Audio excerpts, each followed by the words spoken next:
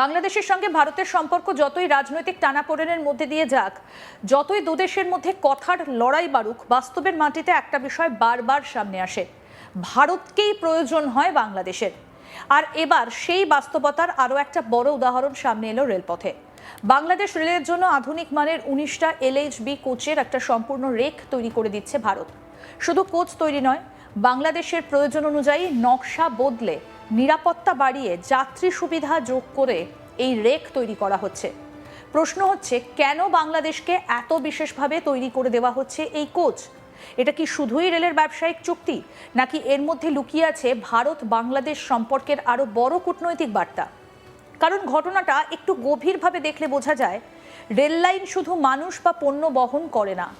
Rail যোগাযোগ একটা দেশের অর্থনীতি, বাণিজ্য, পর্যটন, সীমান্ত যোগাযোগ এবং কূটনৈতিক সম্পর্কের সঙ্গেও জড়িয়ে থাকে। আর ভারত ও বাংলাদেশের ক্ষেত্রে এই বিষয়টা আরও গুরুত্বপূর্ণ। দুই দেশের মধ্যে ঐতিহাসিক রেল যোগাযোগ রয়েছে।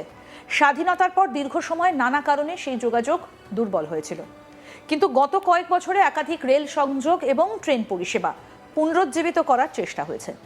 ফলে এবার বাংলাদেশ রেলের জন্য ভারতীয় কারখানায় তৈরি হওয়া এই নতুন রেককে শুধু কয়েকটা নতুন কোচ হিসেবে দেখলে পুরো ছবি ধরা পড়বে না।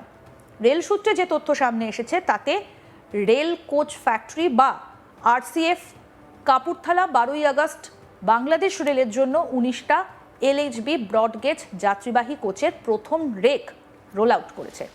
এই রেকটিতে রয়েছে 3টে AC স্লিপার ক্লাস, 3টে AC চেয়ার কার, 11টা নন AC চেয়ার কার এবং 2টো পাওয়ার কার। অর্থাৎ এটা কোনো সাধারণ এক ধরনের যাত্রীবাহী ট্রেন নয়। বিভিন্ন ধরনের যাত্রীর প্রয়োজন মাথায় রেখে পুরো রেকটা সাজানো হয়েছে। এখানেই প্রথম চমক, কারণ কোচগুলোর নকশা বাংলাদেশের প্রয়োজন অনুযায়ী বদলানো হয়েছে।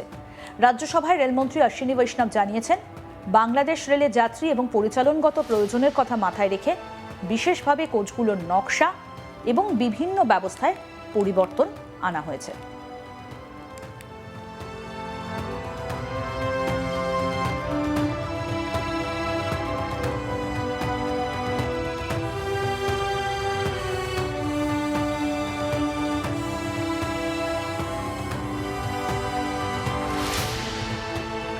অর্থাৎ ভারত নিজের জন্য যে কোচ বানায় সেটাই শুধু রং বদলে বা নাম বদলে বাংলাদেশকে দেওয়া হচ্ছে, বিষয়টা তেমন নয়।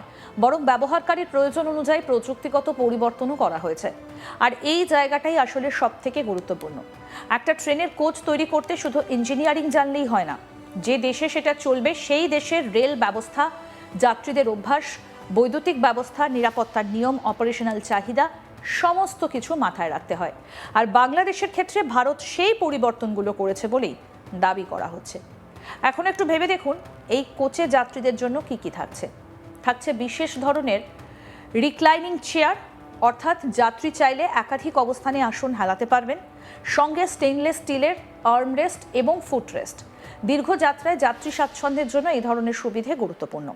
AC কোচে ফ্যান থাকছে ইন্টিগ্রেটেড CCTV নজরদারির ব্যবস্থা, প্যাসেঞ্জার অ্যালার্ম সিস্টেম, আংশিক খোলা যায় এমন বেবি কেয়ার রুম এবং প্রেয়ার রুম।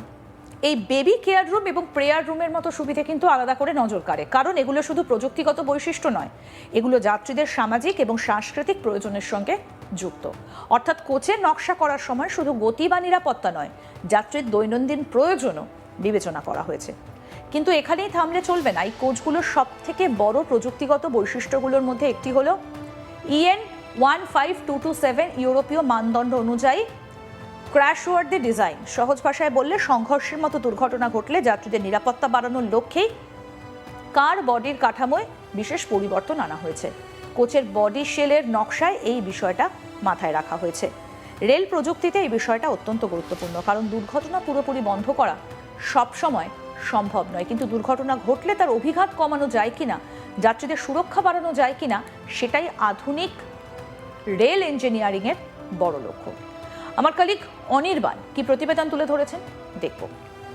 একদিকে বাংলাদেশ বলে তাদের ভারতের কোনো কিছুই প্রয়োজন নেই, অপরদিকে আবার আমরা দেখি যে বিভিন্ন জিনিসের জন্য ভারতের ওপর নির্ভর করতে হয় বাংলাদেশকে।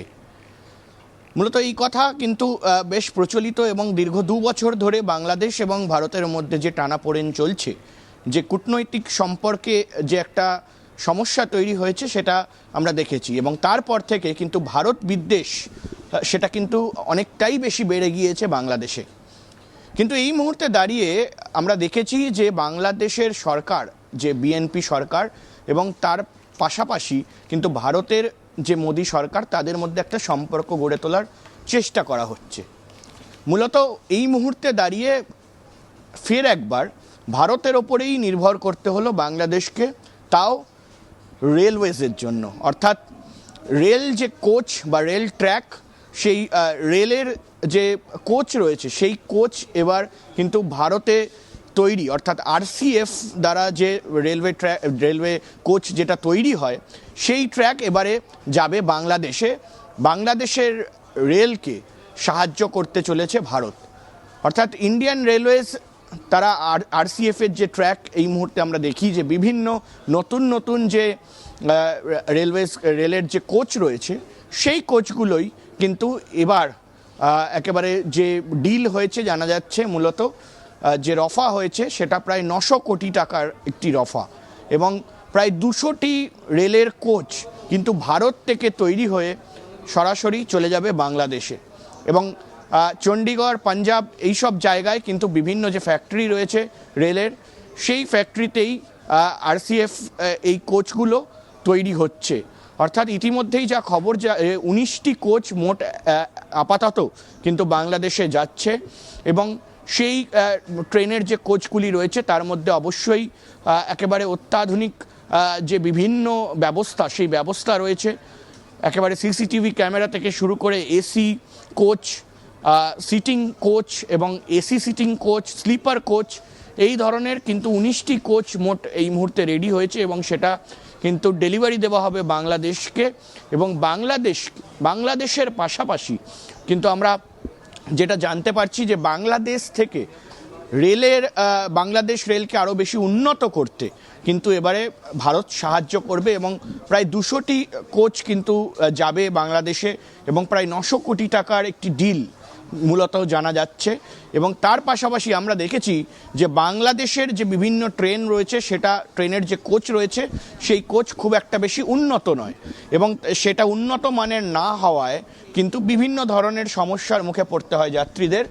এবং আমরা এটাও দেখেছি যে বাংলাদেশের রেল কোচের ওপরে যখন যাত্রীরা যাত্রা করেন তখন কিন্তু সেই কোচের মাথার ওপরে উঠে যান তারা, কেউ ঝুলে যান। অর্থাৎ এই ধরনের ছবি কিন্তু বাংলাদেশে দেখা গিয়েছে। অর্থাৎ আগামী দিনে এই সমস্যা মেটানোর জন্যই কিন্তু ফের একবার ভারতের ওপরে নির্ভর করতে হচ্ছে বাংলাদেশকে এবং আর কিছুদিনের মধ্যেই কিছু কোচ কিন্তু পৌঁছে যাবে এবং তারপর কিন্তু বাকি যে রেল কোচগুলো তৈরি হচ্ছে সেগুলোও বাংলাদেশে পাঠানো হবে বলে খবর।